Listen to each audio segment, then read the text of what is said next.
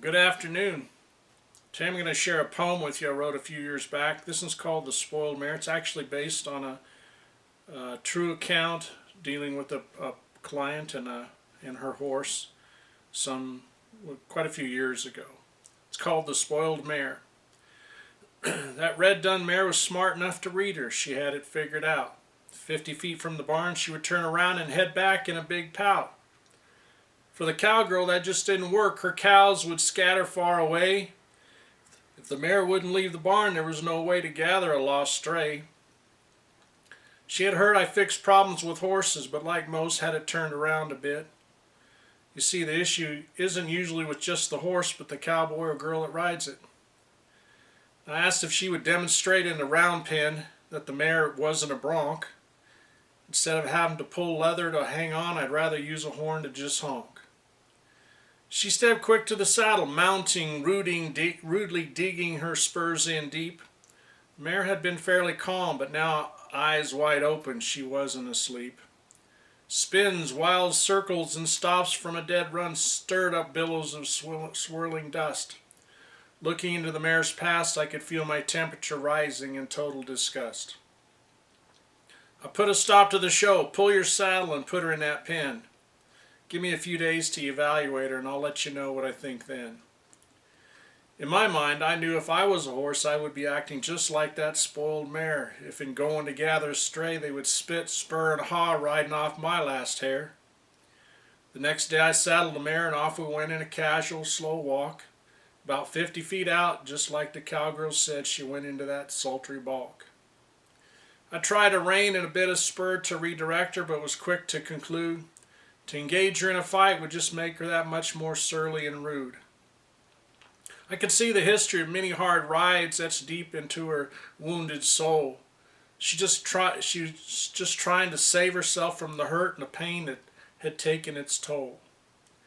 The job is mine. I can't leave her here in this self-preserving state of mind, so I did some fresh thinking and redirected with a plan that was firm but kind.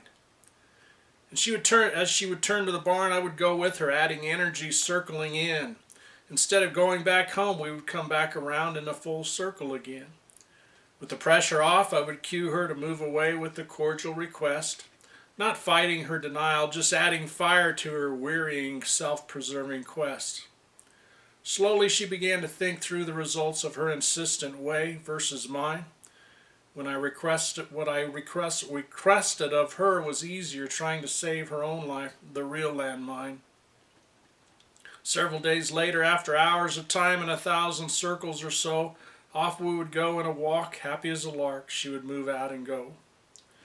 From a slow walk into a trot, then cantering, covering ground, we would settle, building trust, healing their heart, reshaping it with a new kind of mental metal. The problem with the spoiled dun mares was well on the way to being fixed. Getting the saddle on the rider might be the big hitch where it could get nixed. As I give thought to the red dun mare and the cowgirl's issue with their strife, I'm reminded of God's plan of partnership between the husband and the wife. I can imagine the man say, "Her words to me are as when the cold frost come."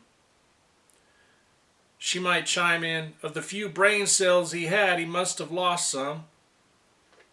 If we could see with God's eyes, the whole picture would be perfectly clear. She's riding him a little too hard, and he's bulling up and turning a deaf ear. Both have a problem without the master's touch that will never see change, unless each yields to the Savior's correction and reshaping to rearrange. If you see yourself in the spoiled mare or the cowgirl or cowboy that rides hard, spend some quality time with the great I Am. He'll reshape you to be a better part.